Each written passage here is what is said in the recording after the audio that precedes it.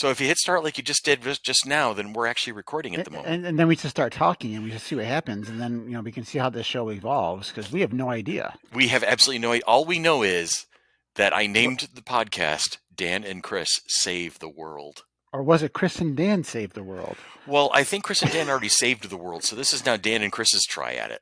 Oh, okay. Because we don't want to get them confused. I mean, it's two separate groups, right?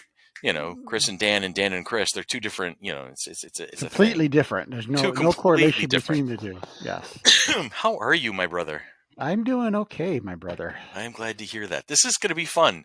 I do want to say from the out cue of it, or the startup of this, folks, listeners, friends, family, and all points in between, this particular podcast may not be exactly for, shall we say, younger ears. Okay, so we're gonna throw the rated R for language type of a situation, because I think one of the main reasons why I wanted to do this podcast is I just wanted the reason to be able to say "fuck off" if I wanted to. So you have been warned. So are we gonna have to put the explicit on it then? We should put the explicit on it. I don't know if that's going to be the necessary for every episode, but you know how I get when we really get involved in something that we're very passionate about. Yes. You are substantially less profane than I am. As a matter of fact, I think we were in our late 30s, early 40s when I finally heard you use the F-bomb for the first time. So I'm a little more quiet about that stuff. You're a little more quiet about that stuff, where I am a little bit more fluent in several forms of profanities. And that's how we compliment each other. We're different. You do look very nice today, by the way. Speaking of so do complimenting you. each other. Your hair looks very nice. Oh, well, thank you. I'm thinking of actually just shaving it all off and seeing what happens. Oh, that'd be different. That would shock everybody. Get one of the professional grade skull caps and put it on and just say, "Hey, hey, that might work." And then grow my beard out and start looking like some sort of hipster college professor. That'd be hilarious. Yeah, there you go. Yeah, that would sure shock people. My daughter and her boyfriend just got back, and Josh heard me say that, and he just looked at me. He's like, "What are you? What?" Yes, this is what we talk about. That's right. I think part of this stems from the fact that you and I, over several years of knowing each other, and we'll get into the history about that in a little bit. You and I, over the years, have on several occasions had meetings and dinners, where we'd go out to like Applebee's or or Outback or whatever the case. Pizza Hut or wherever, and we'd meet up with friends and whatnot, and we would have these great discussions and solve all the world's problems. And then you and I would spend another hour in the parking lot talking about various things and going even further into various topics and coming up with some of our best ideas. Yes. So I think even recently, going to meeting up at I worked there, and we'd sit in the restaurant, we'd talk, and then we'd go out the parking lot. That's when the real stuff happens. Yes, exactly. we would just chew the fat for a little while we were eating, but then as soon as we got to the parking lot, that's when the actual business meeting would begin. Unless it's like pouring rain or it's freezing cold, then that would be a bit of a deterrent. Yes, right. It's like, okay, no, I'm getting in my car now. I'm driving away from you. Bye. Yes, I am cold. So the whole premise of this particular podcast idea that I brought to you was basically, what if we started recording ourselves during those parking lot meetings? And I think one of the original ideas that we came up with was for a name was Dan and Chris in the parking lot, but it didn't quite have the flow that Dan and Chris Save the World does. Right. So here we are. And maybe one of these times we'll actually be in a parking lot. It might actually come to pass, especially when the weather's warmer. Right. Not right now. Right. Exactly. I would prefer to stay inside. It's only 17 degrees outside. Heat wave. Yeah, geez. Of course, my shorts out. I made the comment at City Hall, as I invariably do every winter. Somebody yells out, "Oh my God, it's only like 11 degrees outside," and I of course say, "Yeah, but it's a dry heat." Yeah. Uh-huh. You can have your dry heat. Yeah, you can have your dry 11-degree heat. Dry heave. So people are like, okay, what else can Dan and Chris talk about that they haven't chatted about on Monkey Business on Wednesdays? I think it's safe to say that we're going to talk about just about anything. With Monkey Business, we try to stick to nerd topics. We try to talk about movies and comics and music and TV stuff and anything particularly geeky. Right. But in this case, we might end up diving into just what it's like to be parents and politics and work stuff and health stuff and, just various things. Whatever topic comes to mind, we're What's going to happening jump right in. now? Well, yeah, I mean, we are Hmm. geeks, so I mean, our No, that's geeky true. stuff's gonna come up. So, but so But yeah, yeah, and anything and goes. so what did we want to do for this first episode? I guess just I guess talk a little bit about us. Talk maybe Uh-huh. introduce a little bit more for people who aren't as familiar with us. Right. Maybe get a little bit more of our lengthy history. This might be like trivia night for some people if they're like, we've always wanted to know more about Dan and Chris. This is going to be your Yeah. opportunity. So our story started 36 years ago. Uh, Yeah, I at know. Aquinas Institute. At the Aquinas Institute of We were Rochester. institutionalized in high school. I guess, but it's better than marginalized, I suppose. Yeah, yeah, that's right. You know, and we met as freshmen. We didn't really become friends right away. No, We were part of the we're in the same same social group. circle. Yeah, Yes. so we are like, "Hey, how you doing? Hey, how you doing?" Kind of in that Um, odd social circle. oh, that was a very odd social circle. We didn't really fit in the mold of the other, we weren't the jocks. Yes. Weren't the brains for the most part. We weren't, but what other social circles were we? Well, you We got the weren't brains, the jocks, the goths, the the, stoners, the the band metalheads.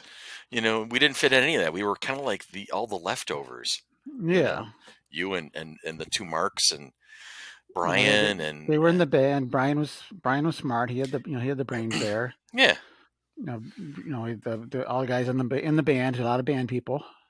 And you knew me when I was painfully shy. People don't It's get hard that. to imagine that. It Yeah, it is. is. People can't imagine that. When I tell people, like, yeah, all throughout high school, I was really quite the shy guy, and it's like really it was towards the end of junior years when I finally started coming out of my shell. I had been bullied in grammar school. I bounced So was around I. So to a was couple I. of, a lot of us were, and I think it's why Hmm. I detest bullies so much. Yep. Um, and I think I started coming out of my shell later in junior year, and then senior year was kind of like a sign of things to come. And then when I got to college, it was all bets were off at that point. Senior year is definitely it was definitely a good year. Hmm. I mean, senior year, I think we were all just. I mean, what I mean, you're seniors in the school, so then there's that part of it, and it's just Right. you just felt like it was finally there. Hmm. Too bad it's only 1 year for senior year because I think I enjoyed that the most. Right. I could have done it for 2 years because it was just it was good. It was top of the school. It's just and I was comfortable there. Yeah. It was very comfortable. Yeah. And And you and I really kind of hit it off in the summer before senior year. You and I started spending mhm, a lot more time together. You had gotten your license. I hadn't. I got my license the first day of senior year, but you had the Rabbit, the diesel mhm. Rabbit, 0 to 50 Oh yeah, in 5.5 miles, that's right. with the Don't you forget crankback it. sunroof. Sunroof and oh yeah, it was great. It was a great car. We tooled around in that. We went everywhere in that damn thing. And the best part about it is I got free gas for it too, free fuel. Yeah, that's it. Because my parents got it delivered to the house at that point. We had a tank in the yard, Oh, I and we had remember because that we now. had like 3 or 4 rabbits. The rabbits multiply. Yeah, So we had a bunch of especially we had a bunch of Volkswagen Rabbits. diesel ones. So we had a bunch of diesel rabbits, and so they got at the time you could get it cheaper by bulk. So they got Hmm. it delivered to the house, and so I just could crank it into the car at home, and I'm good to go for a while there. So Yeah, it was nice. But that's yeah, awesome. but That is so awesome. I had the car. I can use the car pretty much any time, so it was good. Uh huh. So and I used it. And to great effect. I mean, we went everywhere in that damn thing. We would tool out to. Did we took it out to the Sterling Renaissance Festival a few times, didn't we? I remember we took the van out. Oh, we did. Yeah, it was the van. At least one time we took a couple of times. I just remember the van couldn't get up the hill one time. Right, that one It, back hill just outside of Red Creek. I had to downshift and had to go down to a lower gear because I couldn't get up the hill. We all had to get But out. There was like 8 of us in the van. We all walked up the hill and met you at the top. this is a 1984 Volkswagen van again. It had an 84 horsepower engine. Yes. It was 7-passenger van, and yeah, it had trouble making it up a hill fully with 7 adults or however Oh many. God, that was funny. But yeah. Yeah, I don't know if I don't know if everyone took it out to the Renaissance because we always want to try to go in groups. Mm-hmm. So I don't know if we took that out there. But Mm-hmm. I went a lot of places with that car. It finally died on coming back from Michigan one Yeah, I time. remember you got stuck yeah, outside of London, was it? London, Ontario. Yeah. And as I was driving back, I think it was my last. It was actually my last quarter I was at school. Wow. Timing is And everything. yeah, and it died halfway back, and then I ended up getting towed to a VW dealership, Hmm. and I called home, and my parents weren't there, but my little sister was, and I waited and waited and waited, and no one ever called me back. Oh And no. then hours later, I called again, and we never. My parents answered. They never got the message. So here it is, like at 5 o'clock at night. I'm in middle of Canada, Uh-huh. and then my dad decided he's gonna decide he's gonna drive out and pick and get me. So That's amazing. and so he ended up driving out there. He met up with me. I ended up going to see a movie because I had nothing to do to waste the time to pass the Right. time. And then I met him up at the dealer, and we ended up towing the car back across Canada. One rabbit towing another rabbit. That had to be a Um, sight. That it going really across had to be a sight. going across the border. And this is getting towards the middle of the night, and I'm just in the towee car. I'm thinking, oh my gosh, I have to stay awake. I have to stay awake. I mean, I can't fall asleep because I'll bang into I'll ram into the back of his car, Right. and then because they're diesel cars at the time, they weren't a clean diesel, so that there's black smoke coming out, and the front of the car was black. See, Um, this is why I have AAA plus, right? Because the towing is just that attractive at this point. I After know. after having flat towed a car a couple of times in my younger years, I will never, ever, ever flat tow a car ever Uh, again. I have, yeah, I have AAA. I've had AAA for a long time since then. Yeah, since having Hmm. those cars. But yeah, yeah. So that was a fun. The end of the rabbit. It blew a cylinder or two. So that was its end. Or two, he says. I All was driving right. along, and suddenly there was this big bang, and there was a big, huge cloud of smoke behind me, and I lost power. And finally, it lost all power, and then yeah, that was this. And I used what cash I had left to get towed to the VW dealer, and yeah, that was that poor rabbit. But yeah, I mean, I remember in Homecoming using that car in Homecoming. Really? Yeah, one homecoming parade. Oh wow. I don't Yeah, even. Oh, you know remember what? Oh my God. I because haven't. Brian was standing up on the sunroof during it. I. I think it was your Oh senior my year. God. I have not thought about that in so long. And I also with that car, I remember because Derek lived by me, Derek Uh huh. Kanika, Yeah. Yeah. and he'd always want to stand up on the in the sunroof when I'm driving. Middle of the winter, he will crank open the sunroof. He stand up, put his head out the sunroof. Well, we all did at one point or another. Oh, Derek, I miss Derek. I do. He's a bus driver He's a bus for driver. RTS these days. I keep him on Yep. Facebook. Yeah. It's so funny to watch him in action. It really is. Hmm. He He's was such a so good guy. he was a good guy. He was He still is. yeah. He's a good He guy. is. I feel bad for him. He had a rough patch there for a little bit when his wife Mm, passed away, his first wife. And now successful. He's remarried. He seems happier than anything before. So that's good for him. that's good. I'm Yeah, excited for that's him on good. that But one. I just remember the drives home with him Hmm. with his sticking his head out the sunroof, going down these, and he wanted to hold the steering wheel too. He didn't want to drive; he wanted to hold the steering wheel.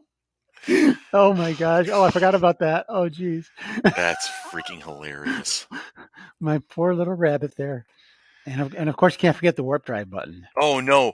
Oh no! That was the best. Where did you find those? At Spencer's? I don't know, something like that. Yeah, the There was a warp couple drive of these button, little goofy ass little buttons, and they were nothing, but they were labeled, and you'd push them, and they would and make a clicking noise, and that was it. they click. They would click, and that's that.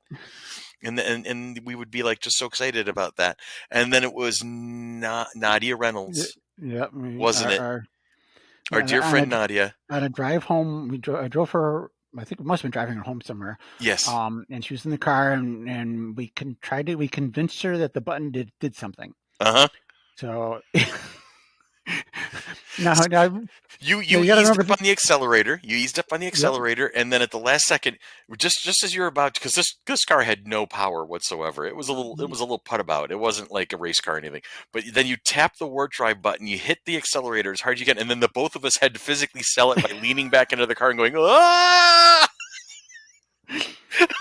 Maybe we sold it by the car doesn't allow acceleration to begin with. So my dad wired up this button to give us a little extra boost when we need it. Yes.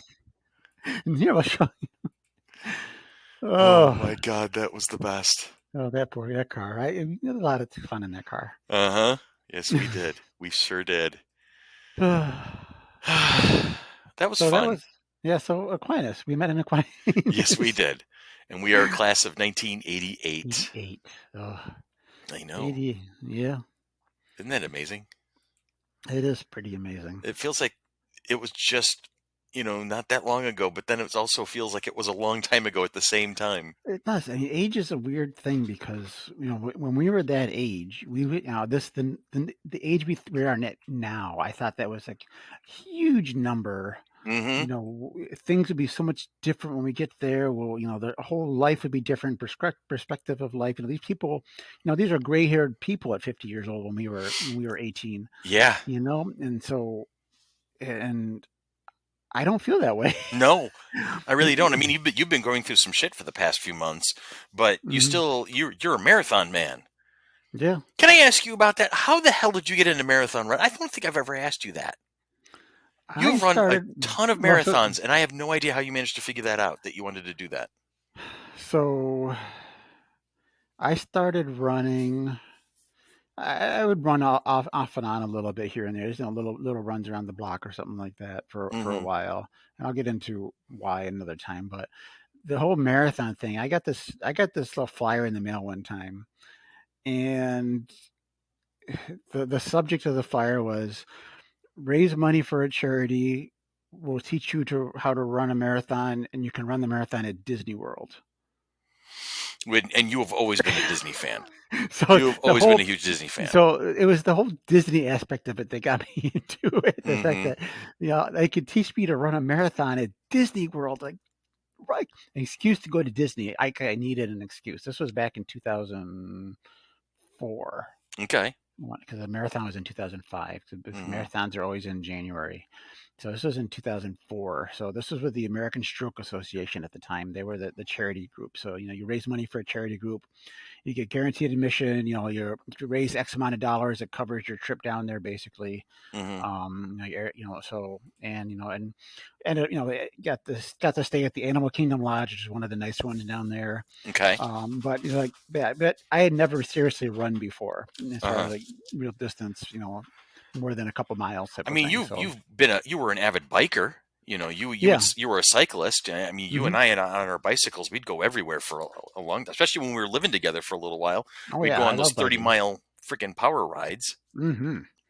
Yeah, Those were fun. I miss those. definitely. Yeah, I do too. I got the same bike still.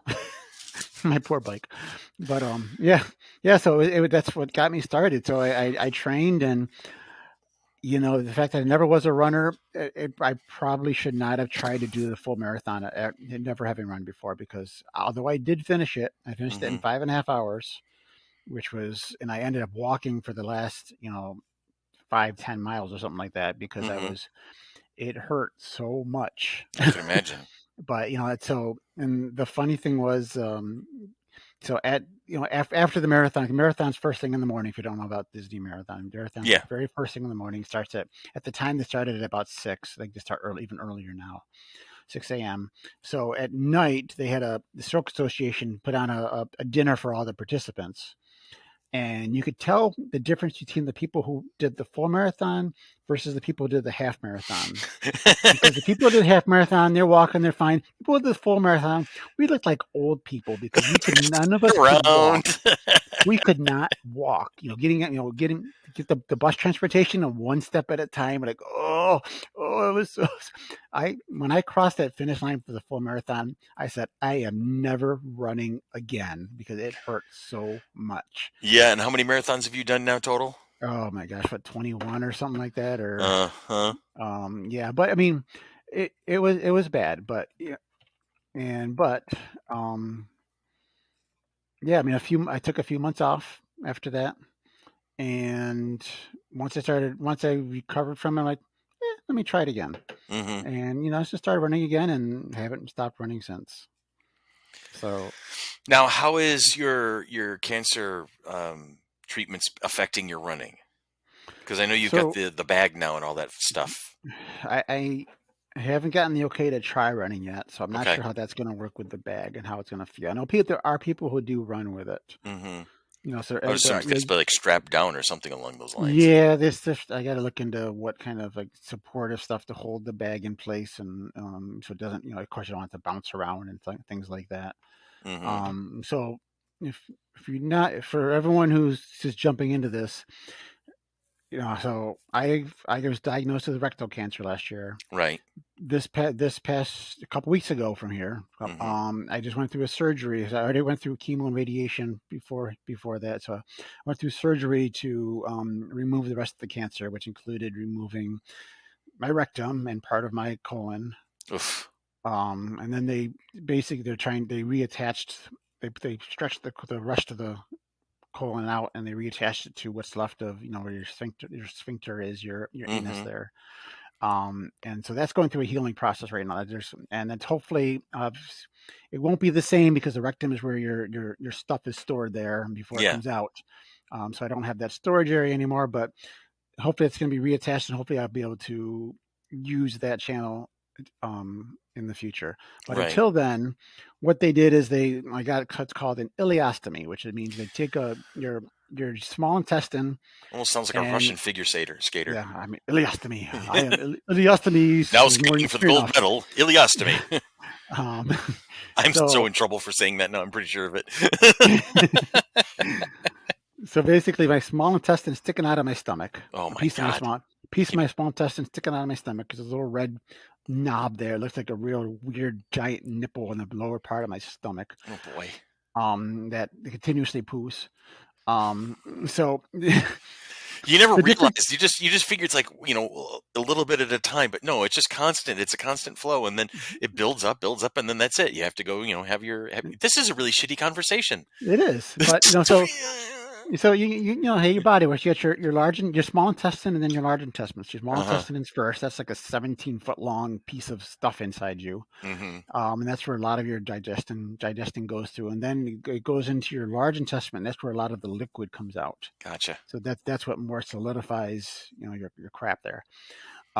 So what I'm getting it out is before it, well, it's still a lot more liquid than normal. So that's Okay. why I have to empty this thing usually like 4 or 5 times or more a day. Mm-hmm. And I'll do it more if it's just because it's annoying, but um, so it's more liquidy there. So, and hopefully this is only temporary. That's why if it's more permanent, I think they usually do it more at the end of the large intestine. Mm-hmm. If it's a more of a permanent thing, would be. But since that's where they were doing the surgery there, they couldn't do it there, so they did it up at the end of the small intestine. So that's for the ileostomy versus a colostomy. Okay. All right. Yeah. I End always of the wondered what the terms colon, were all about. yeah, end of the colon, it's a colostomy. End of the Mm-hmm. small intestine, it's an ileostomy. I don't know why, yeah, but yeah.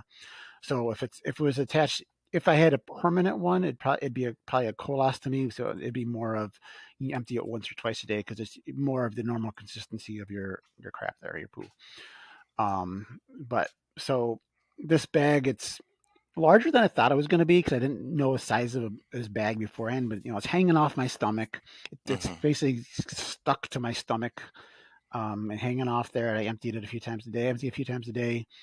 But yeah, to run, I'd have to support it. I have to have it Yeah. not bounce around because that's a runner's biggest thing is friction. So Right. I have to figure out how to do that, and what the right way is for that and everything. And as soon as I get the okay from the doctor, he said probably like within a month after surgery, I could try running again.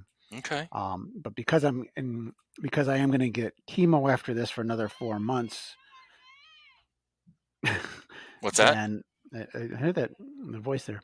Because I'm going to Yeah. chemo, I can't get it. I'll be stuck with the colostomy until at least I'm done with chemo. So I have to learn how to do with it. So Yeah. I apologize for that little outburst there. I was clicking on a couple of links because I'm working on our link tree as you and I are chatting, right? hmm And so I had to go to the only place I know where Linktree is actually active at the moment is my TikTok. So I cracked open TikTok. I didn't think you were going to hear that really because it's like in my head.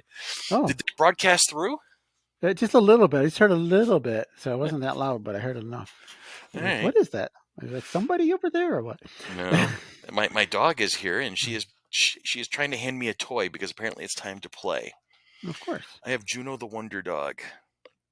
This We is my love Juno. fourth dog. Okay. My very first was an Irish setter named Chipper. She was when I was little. Mm-hmm. and then right up to soft.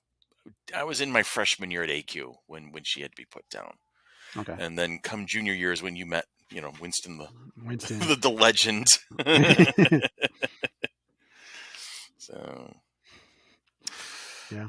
all right. So you're a month away. You're doing the chemo thing again. They're going to tell you what's what and how things are going, Mm-hmm. right? And So I and start that on the end of this month. It started on the okay, 25th of this month, and then it goes for about 4 months. and then you're going to tell me, and I'm going to panic because that's what I do. We've Yeah. talked about it during Monkey Business. It's funny. It's funny to me. People look at the two of us and they watch the two of us interact and they listen to us and they watch me kind of goofing around and being the kind of the lead, as it were. But it's so funny to see how our personalities they intertwine and intermesh and support each other.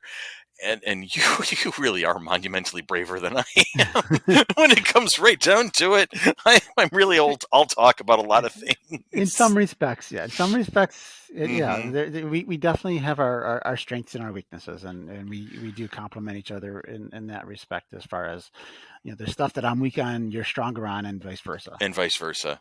Yeah. I forgot who was the first person to say it, but I do remember I did not come up with this, but slam Chris and Dan together and you have a complete person. That would be an interesting person, wouldn't it? That would be a really interesting person.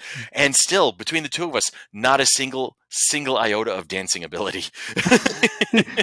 Not so much, no. But we have fun. But I But we think used to go to dance clubs every week. yes, Remember? we did. My God, do you remember when we used to do that? Yeah. We'd We go used to go to clubbing, the two the of us. Harbor Beach Harbor Club. Beach Club down at Charlotte. And we'd get there early, and Uh huh. we'd always go to the bartender, saw us coming, he'd get our drinks ready, amaretto sours. That's what it was And about being a regular, man. we were regulars there for a while. We just had to walk up to the bar and you get our drinks, and we were on the dance floor. Not that we were good, but we were there. We were good, but we were there. We were having fun. I mean, it's just being out there and just being in the music, and we went to obviously Heaven, and remember Heaven and the bungee, the The Velcro wall. Velcro wall. The Velcro wall. Yes. It By the didn't time Velcro we very used it, the well. Velcro was so worn out that I just bounced right off the wall and broke my Yeah, it nose. wasn't much dipping. It wasn't as much fun as that hoping No, it was. it wasn't as fun as David Letterman made it look like back in the Yeah, day. yeah, the Velcro was well used. Did we do any other clubs other than Heaven and Um, HBC? I don't remember. Harbor Beach Club was the main one we went to, Yeah, but we went there a lot. there was probably a couple other ones we went to, but I Mm. don't. I forget what else was around at the time. But yeah, I don't remember what else. But yeah, we did that for a while. We did it for a little while. It wasn't a long period of time, but we did that for some point. So let's see. After Aquinas, I went to Fisher for a couple of years, and you went off to GMI. GMI in Flint, Michigan. Why am I a GMI? Where GMI. the hell is Flint? Flint, where orientation consists of them telling us not to go outside alone at night. Only go out in large groups. That's Do a not sign. do not carry weapons, because if they see weapons, they think they'll take it as a challenge. It Yes. won't deter them. It will be a challenge. So that was a GMI consisted of 3 buildings. It was nice. It was a small college. Hmm. It was 3 buildings. Yeah, I remember when Jason Bryan and I came up for your 21st birthday. Hmm. You gave us the tour of the building and the buildings there in the campus, and Yep. it lasted all of what 10, 15 minutes, and then we went off somewhere else back to your frat house or something. I don't remember what it Did was. I take you through the tunnel? Yes, I do the remember the, the the tunnel. tunnel connecting a campus center and the academic building. But yeah, it was an interesting time. Do you feel I, like I anything that you learned while you were at GMI in terms of academics carried over to your eventual career? no, because I went there for electrical engineering Okay. and I ended up with computer science. So I didn't finish GMI. Hmm. GMI was a co-op school. It was a Yeah. 5-year engineering school. Yeah. Yeah. At the time, I think they still are do that for the most part. It's now called Kettering University, but at the time Oh, it is that was. what it is? Yes. Okay, I've heard of Kettering, so Yeah, that's it's GMI. yeah. Soon after sometime after I left, they renamed it to Kettering University. Okay. I don't know where they get university out of it, but at the time the time there was you were either in engineering or management at the time. Those are Hmm. there's a bunch of engineering degrees and then management. Those are the only options. So there was a 5-to-1 male female ratio. A lot of fraternities, a few sororities. The only social life was Greek life, pretty much. Yeah. So I ended up joining a fraternity, which you would never see me as a thought of me as a frat When boy. you told me that you had joined a fraternity, it blew my mind. It really did. I'm like, well, why on earth would you have done something like that to yourself? Why, what the heck were you thinking? And then of course, when I came out, I met your frat brothers, and they were hilarious. Yep. They were And it, amazing. What a fun group of guys they were. and it wasn't a typical Animal House type of fraternity or anything like Right. that. We weren't a party house. We weren't. It was a bunch of guys that I got along with and had fun with. So Yeah. it was there's a couple of them I still keep in contact with. Some of them I wish I did. Hmm. Unless I lost contact, but I don't know how to get contact with them. Um, but yeah, I mean, for the most part, I mean, I had they kept me to the school at the school for a while. Hmm. Just because I liked hanging out with my frat brothers and it was we were in Flushing, Michigan, Hmm. so we're just on the border across from Flint, and we had a nice house. Um, and yeah, it was I never thought I would join a fraternity when I went to college. I mean, I was lucky in the regard that Fisher didn't have Greek life. Greek life was never allowed on campus, Hmm. so I didn't have to deal with any of that. Um, I think you and I parallel each other so often. I mean, you went to GMI for like was 2 or 3 years. Three little I ended up in 90 spring of 92, I think is when I stopped. Okay. Yeah, because for my 21st birthday, you guys came up, and Hmm. I think that was my last. It might have been my last term up there. Okay. That might have been the straw that broke the camel's back. That one. And then I had one more work block, and then I stopped. I think it was in '92 that I stopped. Yeah. And I didn't. So I didn't finish at Fisher. yeah. So the two of us, neither of us completed our courses at our first college of choice. Hmm. And then from Fisher, I went part time to MCC just to clean up my transcript because I failed out of Fisher. Oh my God, it was Mm, horrible. I yeah. was not ready. I was not ready. And there was too many distractions, and I let Hmm. for me, Fisher was learning about what it meant to be a student, not in an academic sense, but in a social sense, what to do and what not to do. I learned a lot about life in terms of, you know, relationships and who I met and who to trust and who not to trust and fun things Hmm. like that. And I use fun with quotation marks. Yeah. Um, and then MCC was like when I finally started knuckling down and going, okay, I need to get myself straightened out. And then it took me just a year at MCC to get my associates out of the way. Hmm. And then I went off to SUNY Brockport, and so did you. Yeah, so I mean, I finished up. I said GMI. I think 90 end of 91 was my last semester, my last quarter there because it was a quarter system. I did a work block at Xerox, and I ended up moving in with. That's when I moved in with Jason. Right. Over on Burr Um, Street. and the problem was I had no idea what I was doing in my future at that point. Yes.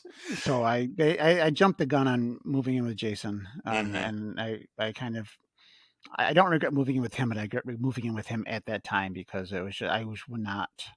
I didn't know where my future was going. So I ended up, once my work block at Xerox ended, because I was working like co-oping. And so the way GMI worked, I would 12 weeks at Xerox was my corporate sponsor, and then 12 weeks at GMI. So it's like off and on like that so I finished up my last work block with Xerox. And then I was like, what am I doing? I have no job. I have nothing. So eventually, I looked around and tried to find, I ended up I ended up getting two jobs. I ended up working at Tops and Darien Lake Right. starting in summer of '92. Office management and stuff like that. You So, were well, you I, were I started. I started at the bottom. I was a cashier at Oh, Tops, okay. and then I was an arcade attendant at Darien Lake. So Darien Lake. Oh, that's right. I do So my remember that now. Yeah, yeah, yeah. so my first year there, I think first 2 years, I think I worked in the arcade department. So it was, Darien Lake was, I was outside. You got to hang out at an amusement park. I just, all I had to do was hand out quarters. No, it was a very low stress job. Tops, Tops, I worked with the Burks. So I, Hmm. I love, so I worked at, the Winton Road store at the time, and all the Burks were there pretty much, and I loved them, and it was It's a the fun top. family. It They, was they really the are. everyone at the store was great pretty much. I mean, I loved almost everyone at that store. Hmm. it was a small top store. I don't know if it's still there. It might be gone. I don't know. But it's a small store, and everyone there, and I know some of them still to, besides just the Burks, I know some of them to this day still. But it was a family. We go out to the bar every week, a bunch of us, and it was, so it was nice. And then finally I decided, all right, I need to start going back to school. So I went to part time back at Brockport. Went to Brockport, and so luckily most of my credits I could transfer over the maximum number of credits to Brockport. Oh, that's good. So that was a plus for that. But still going part time to finish up a degree. Yeah, that was taking a while. So eventually it got to the point, so it got to the point towards the end where I said, okay, I need to drop down because I started off at Tops as a cashier, then I moved up to the service desk, and eventually I got assistant office manager in the Webster store. So I became a full time in the Webster store eventually. Hmm. And at the same time at Darien Lake, I stayed there, and I moved back into the cash office at Darien Lake. And so it ended up being like a B shift, and we'd go around collect the money from the games and the food stands, and Hmm. we'd stay to and collect the money at the end of the night, and we'd stay there until the park after the park was closed till everything was done. So we counted all the money at the end of the night. There was like five of us usually in this room.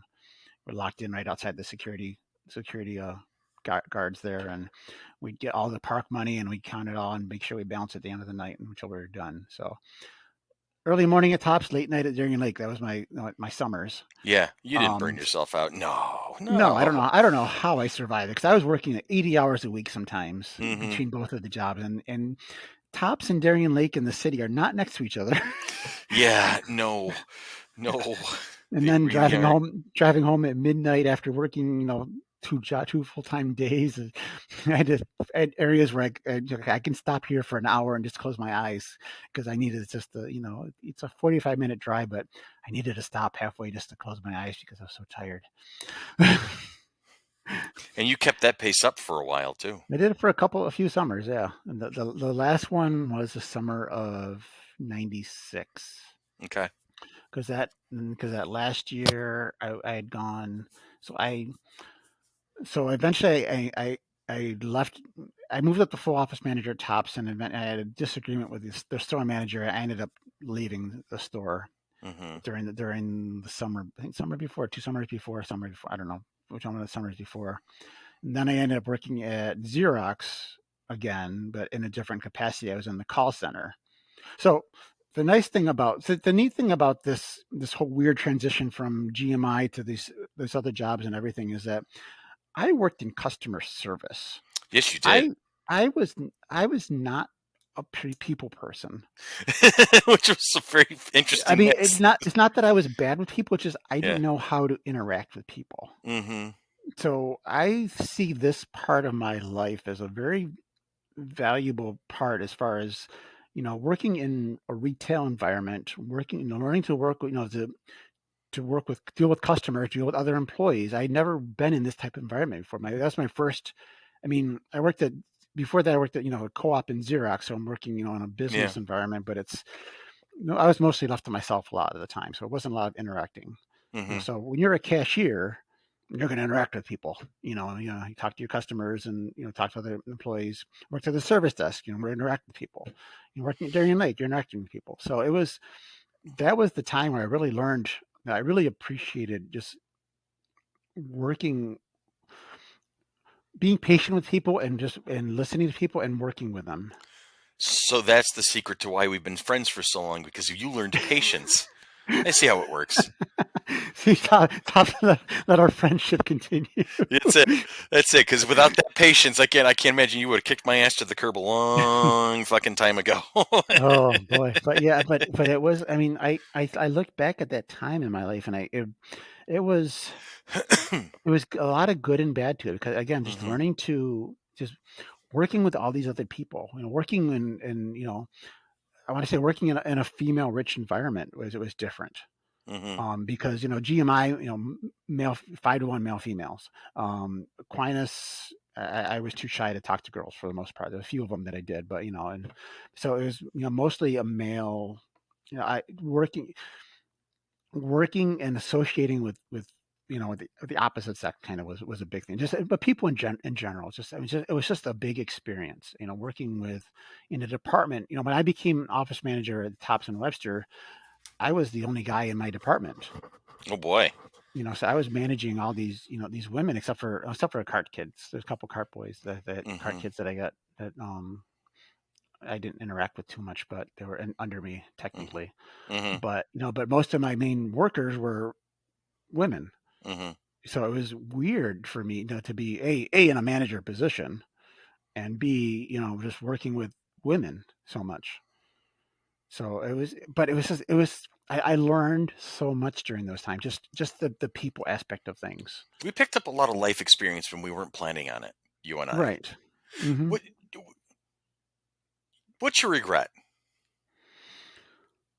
I know mine. I've kind of come to grips with it over the past couple of years, especially. But Well, the thing with GMI was that I wasn't sure until the last minute that I was going. hmm So if I I would remember have that consternation. You were actually registered at MCC. You were ready to go, if I remember Right, correctly. because part of the admission at GMI at the time was having a corporate sponsor, and because I was going for an electrical engineering degree at the time. hmm There weren't a lot of companies that wanted a double E co-op student. So I interviewed with all the big companies. GM and Kodak were all big at the time, hmm and I interviewed with all of them, and none of them wanted a double E person.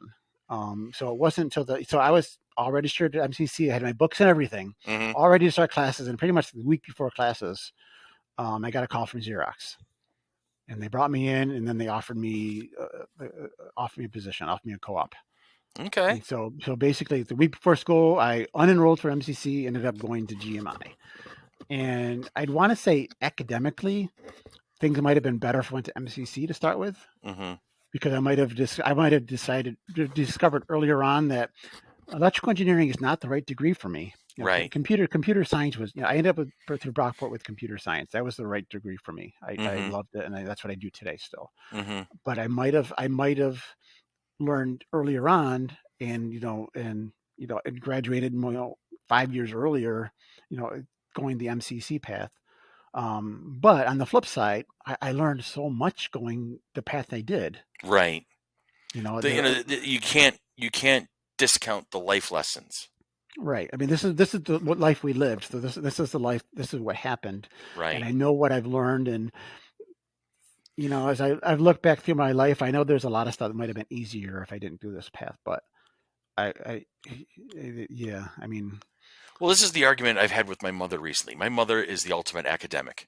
hmm Her father, my grandfather, was the first of his family to have gone to college, and he was the youngest of all of his siblings.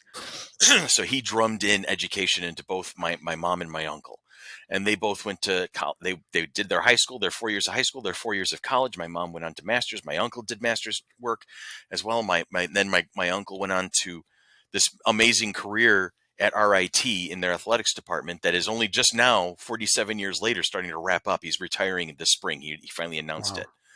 it, spring summer.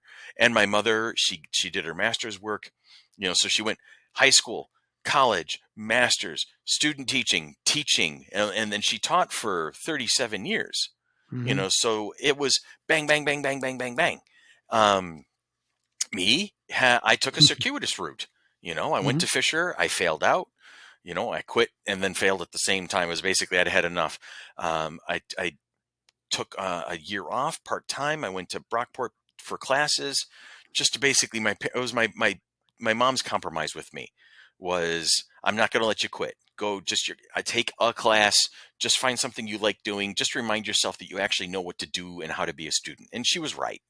And after I took a couple of theater classes at Brockport, I was getting A's. I'm like, okay, cool. I'm not an idiot after all. I know what I'm doing.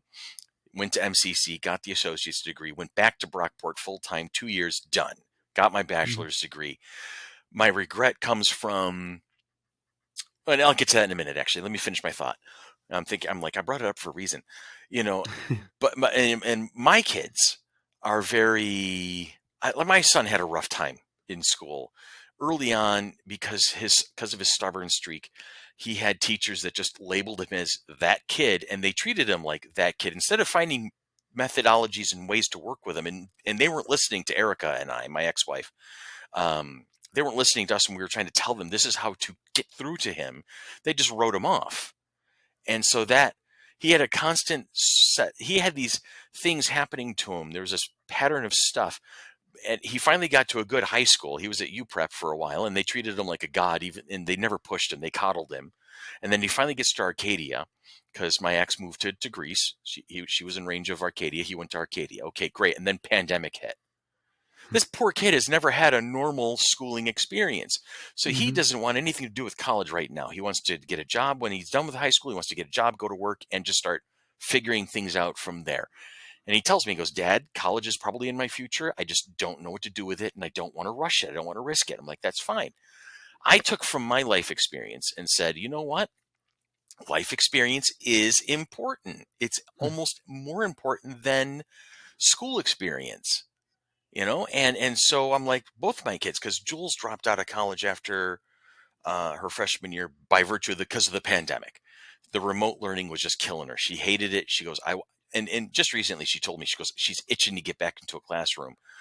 But she wants to be in person. She wants to be there in the room. Until that happens, she wants no part of it. Okay, I Right. respect that.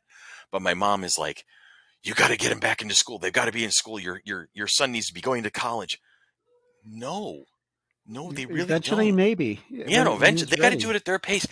I asked her, I said, Mom, I wonder what I would have been like if you had given me the opportunity to take a year off after high school. And what was that for? Oh my God, I got yelled at for that one. Doesn't matter that I'm 50 years old now. No, it doesn't matter with your mom. No. No, it doesn't matter with my mom at all. My mom will always treat me like a 16-year-old baby boy. And that's the thing. Yep. I'm an only child. You're one of four. I'm one of one. That's So right. I have a little more delusion, diffusion of yeah. yeah, but and it leads me to the regret.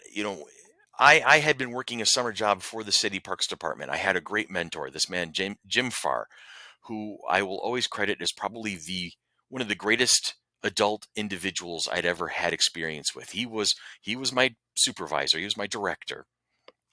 He was the guy who I answered to for basically 4 or 5 summers in a row. And he was always very easygoing, very wise.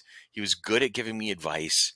And when I got my diploma in 1995, I should have immediately gone back to Jim and said, "What do you got for me?" Because my destiny was I work for the city of Rochester now, and I've done so for almost I'm a week shy of 11 years at this point. Um, I could have been a week shy from what 26 years at this point. You know, Crazy. Yeah. and counting down to retirement instead of slugging away halfway through my career at this point. I should have. I didn't. I got lazy. I had gone through a 7-year marathon. My parents were like, no problem, keep a part-time job, work, do whatever you want to do for the summer, just relax, and then we'll, figure it out in the fall. And then somebody came to me and said, hey, we have a job, customer service with the cable company, free cable and a decent pay. I'm like, Woohoo. okay, ooh. And then I got stuck in entry-level customer service hell for 15 years, Hmm. as I went from contract to contract, company to company, bouncing along. That Yeah. sucked, but Yeah. I, Yeah. I wish I would have known more out of. I didn't know what to do out of Aquinas, and for some reason, I got brainwashed into thinking that I need to go for this electrical engineering degree. I don't know. I don't know why it was that degree. well, didn't your dad have kind of a hand in that? Wasn't he what? He was a mechanical engineer. He was a mechanical engineer. Mm-hmm. But I think, I knew that I wanted to be, excuse me, I wanted to be in computers. Mm-hmm. And for some reason, I equated electrical engineering and computers. Okay. Well, computers run on electricity, right? And I was kind of naive back then. I was, in a lot of ways, I was, ignorant of the world around me. And when I graduated from Aquinas, I didn't know a lot about what was going on in the world. I think I led a secluded life there. Mm-hmm. And I got the GMI, and the first couple years, okay, these courses aren't bad. But then once we started getting into the heavy duty electrical engineering courses, I'm like, no, this is not what I needed. This is not what I Something was. has gone wrong. Right. Yeah. When I ended up at Brockport later and taking computer science courses, oh, those were it. I mean, Mm-hmm. that's where I That was wanted the to sweet be. spot. You were having fun there. And you yeah, graduated, I think, the year after I did, if I remember correctly. 2 years, 97, 97. I 97. Okay, graduated. so I was 95. You were 97. Yeah, All right. so it was a long, long college program there, But look at but it this way: we're both alumni of two different schools. We're fellow alumni from Aquinas and fellow alumni at Brockport. that's right. It's amazing. Oh, All the it was misadventures. Shall we talk about the time you tried to teach me how to ski? maybe we have to say that for the next one because we don't want to. I don't like. We don't want to get too long in this one here. Oh yeah, we're up over 50 minutes. As a matter of fact, about 10 minutes ago, I got a text from Tanya saying, "How you guys doing?" I said, "Oh yeah, we've been recording." She goes, "Should I be scared?" I went, "Maybe." Maybe we'll say that for the next one. We got Yeah, plenty to go here, so yeah. Um. So okay. So we met when we were that's some 14.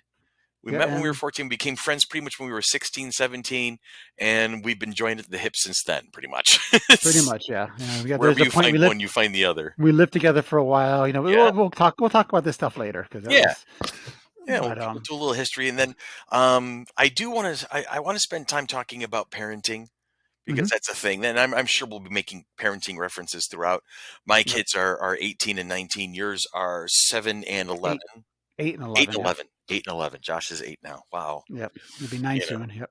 So we don't we have quote unquote different generations between us, but Yes, they're just different ends of the same generation, I suppose. that's right. Yep. Um, There's a lot we can talk about. We don't know what this is going to take us. We're no, just we going to really start don't. talking each time, and we're going to see where it goes. And Yeah, if you have questions for us, let us know. And maybe we'll yeah. talk about them. Honestly, I mean, this is going to be an opportunity that the folks who listen to us on a regular basis, you're going to see different things. This is not going. We're not going to do question of the week, and we're not going to do, movie reviews and things like that. This is not a place for not a book club, and stuff like We that. got monkey business for that. Yeah. Yeah, and that's I think that's what this journey has really kind of provided us these platforms to talk about stuff and get things out. This is therapy for us, really. Hmm.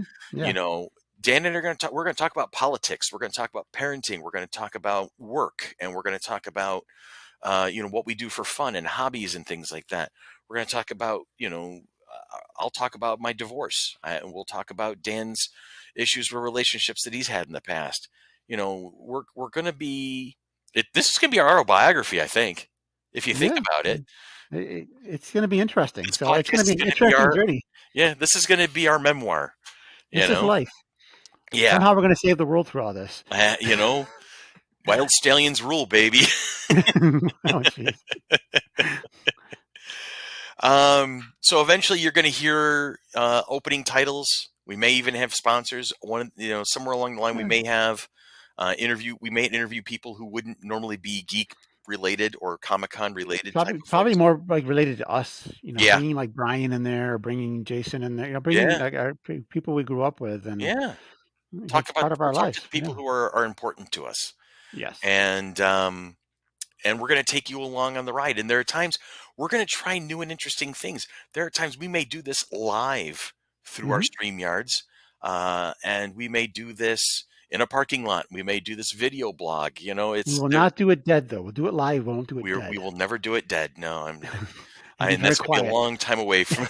It'll be a very quiet It'll podcast. be a very quiet podcast. Yes, it's all you hear is the crickets and people talking about. Oh, we got to clean this headstone over here. I've already buried one, Carmen. I'm not doing another one. Thank you very No, much. not for another 50 years or so. That's it. Not a chance. So, all right, Mhm. my brother. Well, it was fun talking with you as always. Yeah, it's a good start. I think this is a good beginning of this. Yeah, it's gonna It's be there's a fun. little I think we're gonna have some fun introduction. Yeah, when we show up on SM radio or XM radio, XM radio XM radio. When we show up on XM radio with our own channel, now you know. Then you know we're going somewhere. goals. Okay. Yeah, Yeah. I know. Seriously. All right, Bubba Hotep, you have a great night.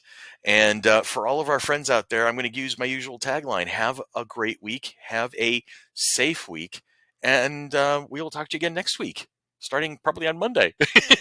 In a couple weeks. Yeah, I In think a we'll do this couple of every other weeks. week. We'll do this every other week or Well, so. We'll James keep had a it. great idea too, so I think Yeah. because we'll have Friday night lineup for podcasts, so every other Yeah. week will be us, and every other week will be that a project he's working on. Yeah. So got a lot of fun stuff for you guys. New on the Mighty Monkey Podcast Network. And go and buy us a coffee on our site there. Yep. Buy a T-shirt, buy a coffee. Um, And yeah, okay, yeah. that's it. All We're right. good. So good. Dun dun. I love you, man. I really I, do. I love you too. All right. I'll catch you soon. Bye.